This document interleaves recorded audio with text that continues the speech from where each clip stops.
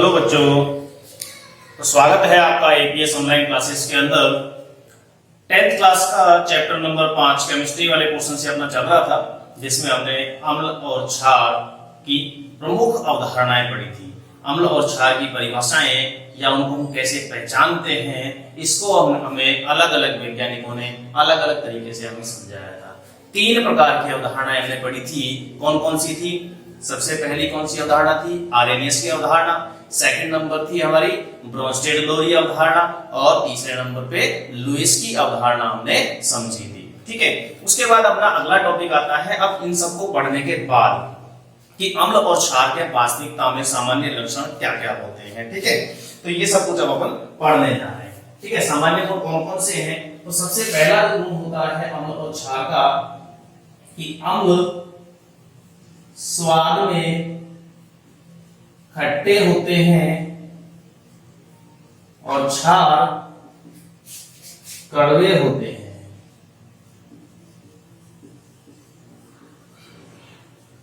Second number पे हमारा जो गुण आता है वो है अम्ल नीले लिटमस को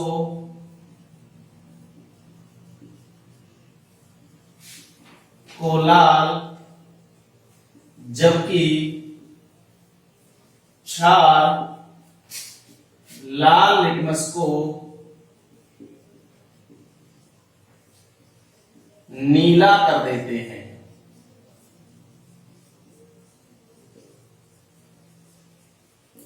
ठीक है, तीसरे नंबर पे जो हम गुण पढ़ने वाले हैं, तीसरे नंबर पे जो गुण पढ़ने वाले हैं वो है धातुओं से क्रिया किस प्रकार करते हैं। धातुओं से अभिक्रिया। धातुओं के साथ अभिक्रिया करके अम्ल और क्षार क्या बनाते हैं? Hydrogen gas. Hydrogen gas. तो अम्ल व क्षार धातुओं से अभिक्रिया करके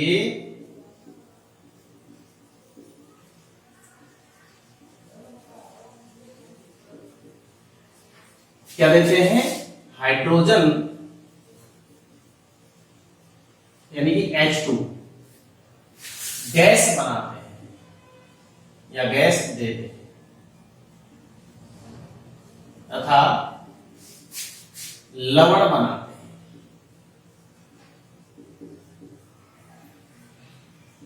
ठीक है, हाइड्रोजन गैस देते हैं। हाइड्रोजन गैस कैसे देंगे? एग्जाम्पल के लिए हम देखें कि हमने जिंक धातु की अभिक्रिया मान लीजिए किसी अम्ल से करवाई, जिंक धातु की अभिक्रिया मान लीजिए किसी अम्ल से करवाई HCl से, तो क्या बनता है हमारे पास? ZnCl2 plus H2। H2 एक गैस है जिसको हम किस तरह के एरो द्वारा प्रदर्शित कर सकते हैं। एरो जो तीर है, तीर का निशान ऊपर जाने का मतलब क्या है? गैस है, गैस जो है वायुमंडल में मुक्त हो जाती है। ठीक है, और जो ZnCl2 जिंक क्लोराइड जो बना है वो एक साल्ट है, लवण। ठीक है, संतुलित कर सकते हो इस तरह से। एक और एग्जांपल देख सकते हो, Zn प्लस H2SO4। देखिए ZnSO4 प्लस H2, इस तरह से हाइड्रोजन गैस फिर से बन जाती है। क्लियर हो गई बात? एक एग्जांपल, एक प्रैक्टिकल करके हम देख सकते हैं इसको। देखिए कैसे, एक चित्र बना के देखते हैं कि एक टेस्ट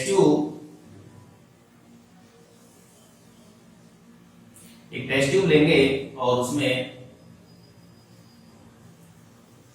इस तरीके से कॉर्क लगा देंगे, और इसमें पहले से ही एक पाइप, ये नलिका, इस तरह से एक नलिका हमने निकाल दी। ठीक है, दूसरे पात्र के अंदर हमने क्या लिया है?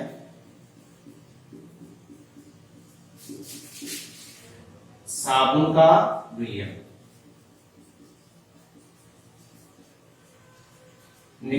साबुन का विलयन इस तरह से इस नलिका को साबुन के विलयन में प्रवाहित कर दिया।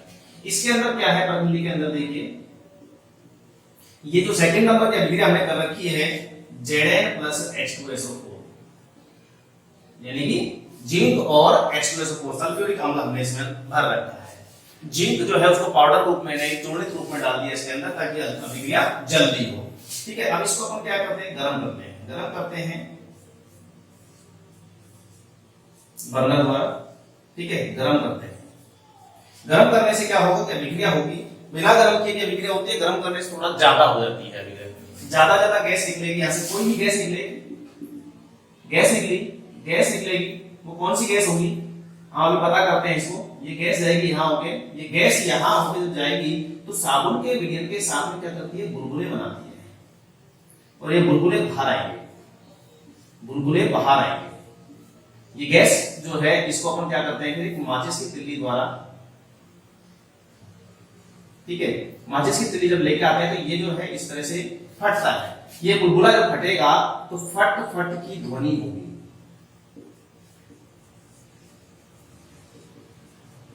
फट फट की ध्वनि, यानी कि जो बुलबुले हैं उनके फटने की आवाज आएगी।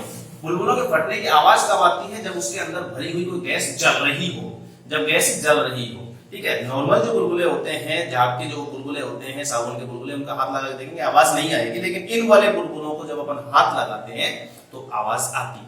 आवाज क्यों आई, क्योंकि इसमें भरी हुई गैस जो भी है वो जली, जलने का मतलब उसमें एक तरह का छोटा सा विस्फोट हुआ, ठीक है। इसमें क्या होगा, इससे क्या होगा कि हम ये पहचान कर सकते हैं कि इसमें भरी हुई गैस कैसी है, ज्वलनशील गैस है, और ज्वलनशील गैस जो है एकमात्र कौन सी है, हाइड्रोजन गैस। कौन सी गैस है, हाइड्रोजन गैस। ऑक्सीजन गैस जलती नहीं है, जलाने में सहायक है, हाइड्रोजन जलती है, जलाने में सहायक नहीं है, ठीक है। कार्बन डाइऑक्साइड को भी अपन बुझाने के लिए, आग बुझाने के लिए काम में लेते हैं, ठीक है।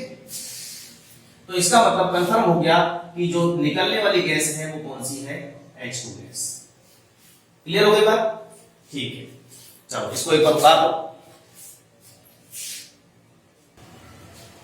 बना लिया, वीडियो पॉज करके बनाया करो ताकि आगे जल्दी करवा सकूं, ठीक है। इसको मैं बता देता हूं, आगे चलते हैं। ये तो हुई अम्ल की बात, सॉरी किसकी, अम्ल की बात हुई, अम्ल ने अभिक्रिया करी धातु के साथ। अब ये में अभिक्रिया लिखते हैं क्षार के साथ, क्षार की अभिक्रिया लिखते हैं NaOH plus Z, Na2ZnO2 plus H2।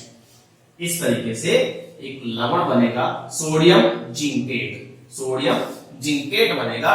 ये लवण प्लस क्या निकला, हाइड्रोजन गैस। यानी कि अम्ल और क्षार जो है उन दोनों में एक कॉमन बात हुई, क्या कि अम्ल और क्षार अम्ल से और धातुओं से अभिक्रिया करके क्या बनाते हैं, लवण और हाइड्रोजन गैस। क्लियर हो गई बात। अच्छा ये बात जरूर है कि सभी क्षार जो है धातुओं से अभिक्रिया करके लवण और हाइड्रोजन गैस मुक्त नहीं करते, हाइड्रोजन गैस मुक्त नहीं करते हैं, लेकिन अधिकतर करते हैं, ठीक है। इसको एक बार उतार,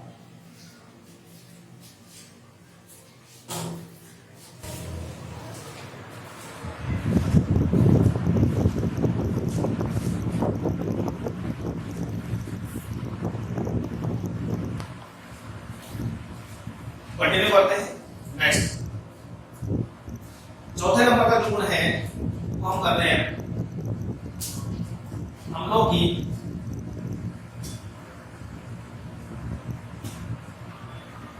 धातु ऑक्साइड या ऑक्साइडों के साथ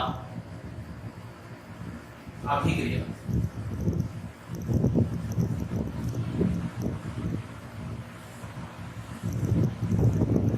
अम्ल जो है इसमें लिख लेना, अम्ल धातु ऑक्साइडों के साथ अभिक्रिया करके लवण और जल बना, लवण और जल। देखिए कैसे, हमने लिया कोई एक अम्ल जैसे HCl, और इसके साथ में धात्विक ऑक्साइड लिया, मान लीजिए सोडियम ऑक्साइड के साथ जब ये HCl अभिक्रिया करेगा तो क्या बनाएगा, देखिए NaCl plus H2, NaCl plus H2, ये दो मॉलिक्यूल काम आएंगे, ये दो मॉलिक्यूल बनेंगे। देखिए ये क्या है, अम्ल, ठीक है। ये क्या है, धात्विक ऑक्साइड, ये बना लवण और ये बना जल, ठीक है। अब देखिए धात्विक ऑक्साइड, ये धात्विक ऑक्साइड जो है इसकी प्रकृति बताता हूं। देखिए अम्ल जब किसी भी पदार्थ के साथ अभिक्रिया करे और लवण और जल बनाए, हमने एक अभिक्रिया पढ़ी हुई है उदासीनीकरण अभिक्रिया, इसको दोबारा भी पढ़ा हूं अभी। उदासीनीकरण अभिक्रिया क्या होती है, अम्ल और क्षार परस्पर अभिक्रिया करके लवण और जल बनाते हैं, अम्ल और क्षार परस्पर अभिक्रिया करके लवण और जल बनाते हैं। क्या क्या कहलाती है वो अभिक्रिया? उदासीनीकरण अभिक्रिया, क्योंकि वो एक दूसरे को उदासीन कर देते हैं। ठीक है, तो देखिए अम्ल और क्षार अभिक्रिया कर रहे हैं, लवण और जल बन रहा है। तो एक बात बताइए, अम्ल जब किसी पदार्थ के साथ अभिक्रिया करेगा और लवण और जल बनाएगा तो उस पदार्थ की, जिससे अम्ल अभिक्रिया कर रहा है, उस पदार्थ की प्रकृति क्या हो गई? क्षारीय हो गई। क्या? अरे क्षारीय हो गई। क्या? बिल्कुल क्षारीय हो गई, क्योंकि देखो, क्योंकि क्षार के साथ ही जब अभिक्रिया करेगा अम्ल तभी लवण और जल बनता है। इसलिए हम कह सकते हैं कि धात्विक ऑक्साइड जो है अधिकतर किस प्रकृति के होते हैं? क्षारीय प्रकृति के। क्लियर हो गई बात? क्षारीय प्रकृति के। इसको एलईडी उतारो। ठीक है, क्षारीय प्रकृति। चलिए नेक्स्ट चलते हैं आगे। मिटा देता हूं उसको, उतारो।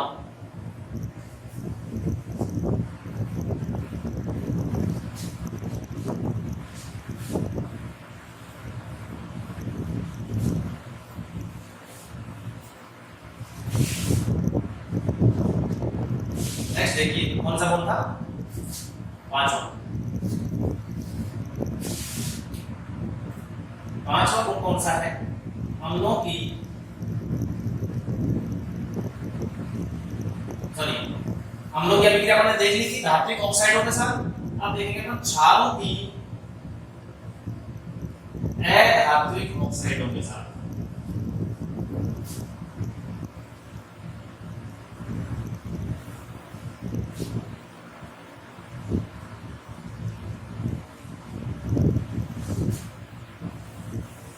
देखिए जैसे हम एक अधातु ऑक्साइड लेते हैं, अधातु है मान लीजिए कार्बन, और कार्बन का ऑक्साइड जाना पहचाना सा है CO2, और इसके साथ में क्षार लेते हैं कोई भी, जैसे मान लिया हमने इसे ले लिया कैल्शियम हाइड्रोक्साइड। कैल्शियम हाइड्रोक्साइड, जब कैल्शियम हाइड्रोक्साइड इसके साथ अभिक्रिया करता है तो क्या बनाता है? Na2CO3 plus H2O। Na2CO3 plus H2O, तो क्या काम आया यहाँ पे? सॉरी, Na2 में CaCO3, धातु कौन सी है यहाँ पे हमारे पास? कैल्शियम। कैल्शियम कार्बोनेट और जल बनेगा। कैल्शियम कार्बोनेट और जल बनेगा। ये बन गया भैया लवण, ये बन गया हमारा जल, ये है हमारे पास क्षार, और ये है हमारे पास अधात्विक ऑक्साइड।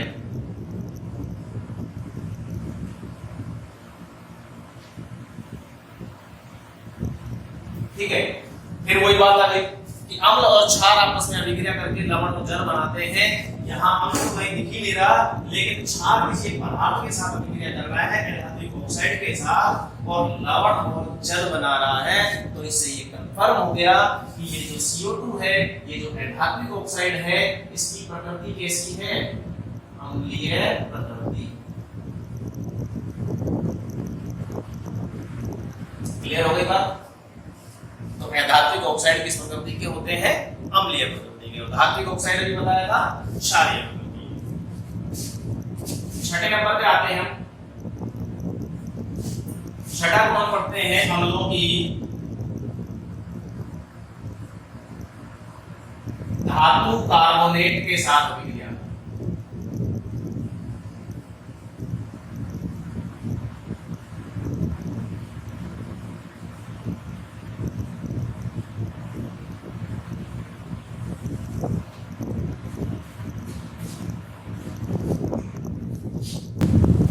अम्लों की धातु कार्बोनेट के साथ अभिक्रिया।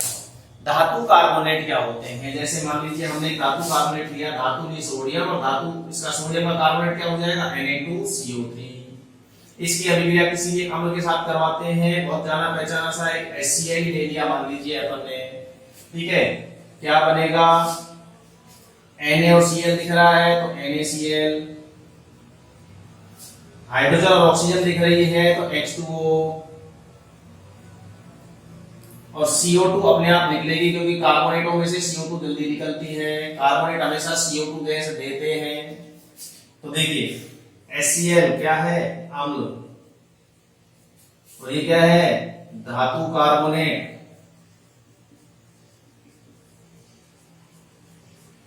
ये बन गया लवण, ये बन गया जल, और ये बन गई कार्बन डाइऑक्साइड।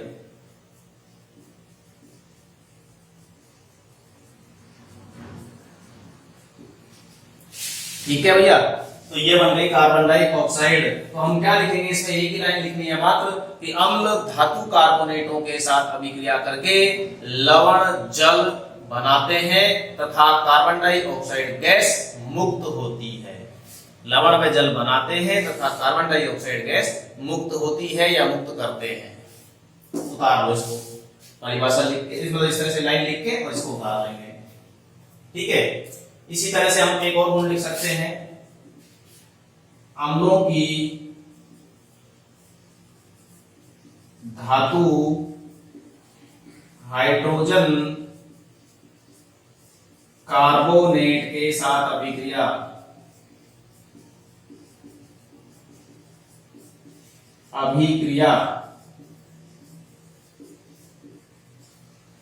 ठीक है।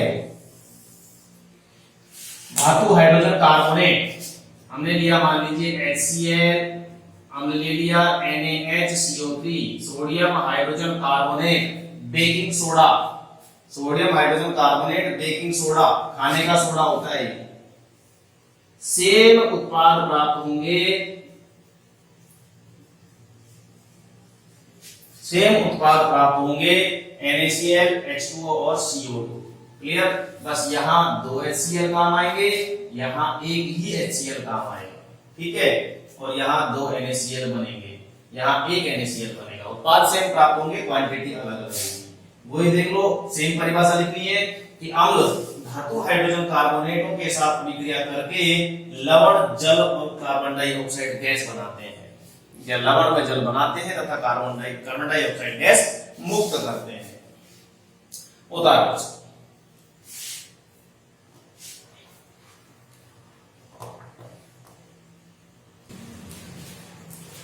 आगे चलते हैं।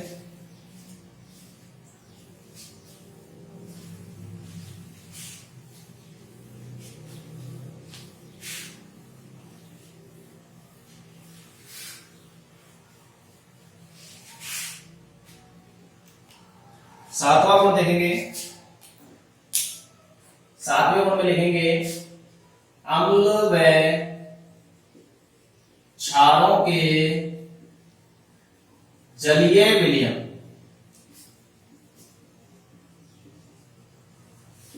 विद्युत के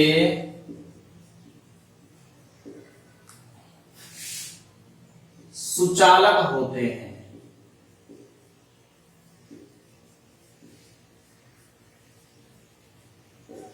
सुचालक होते हैं। देखिए, कोई भी पदार्थ का जलीय विलयन विद्युत का सुचालक कब होता है, जब वो पदार्थ अपने आयनों में टूट जाता है, और आयनों में टूटने के बाद वो जो आयन जल के अंदर मुक्त होते हैं, वो आयन ही विद्युत धारा के चालन के लिए उत्तरदायी होते हैं। क्लियर, विद्युत धारा के चालन के लिए उत्तरदायी होते हैं। तो देखो, अम्ल कौन से आयन देते हैं, सबको पता है अम्ल कौन से आयन देते हैं, H+ और क्षार OH-। ठीक है, तो आयन देंगे तो ये आयन ही विद्युत धारा का चालन करवाते हैं। उतार लो इसको, इसमें एक लाइन और लिख देंगे,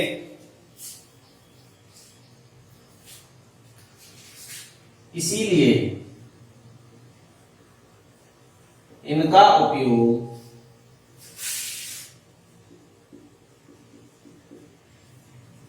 विद्युत अपघट्य के रूप में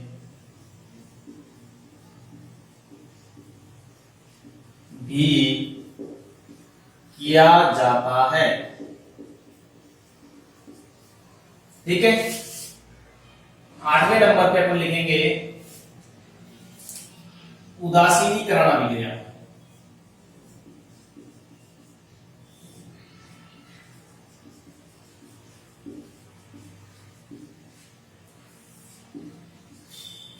उदासीनीकरण अभिक्रिया, अम्ल व क्षार परस्पर अभिक्रिया करके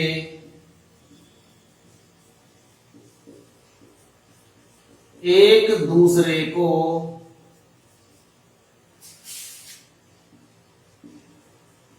उदासीन कर देते हैं,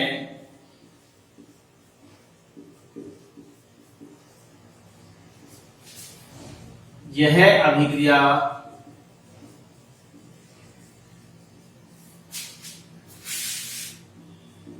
उदासीनीकरण अभिक्रिया कहलाती है।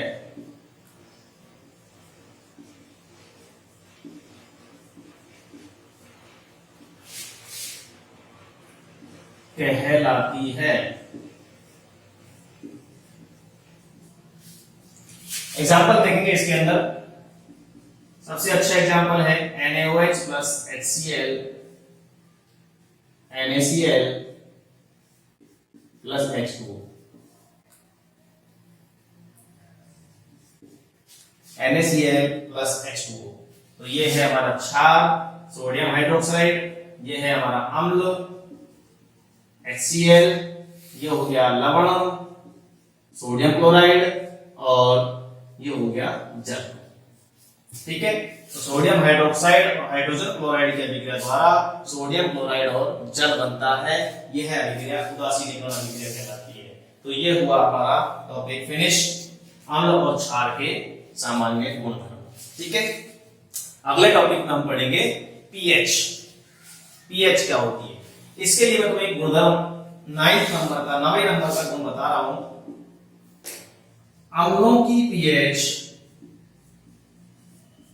पीएच इस तरह से लिखते हैं, देखिए पीएच पीएच पीएच, ये गलत है, ये गलत है, ये सही है, ये ध्यान रखना इस बात को। ठीक है, स्मॉल पी और कैपिटल एच। पीएच 7 से कम, जबकि क्षारों की pH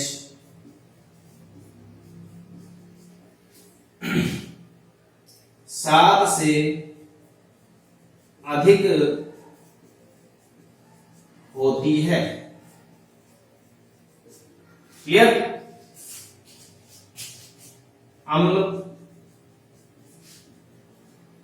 pH is less than 7, क्षार pH is greater than 7, और pH is equal to 7 हो तो विलयन उदासीन होता है।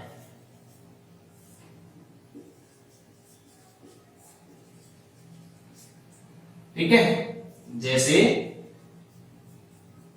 आसुत जल।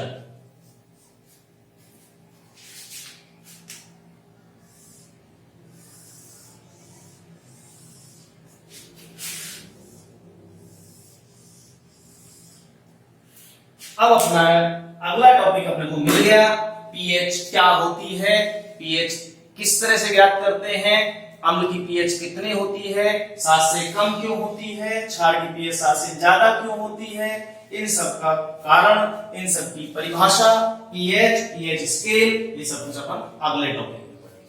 इसको एज इट इज उतार लो। अभी के लिए इतना ही, नेक्स्ट वीडियो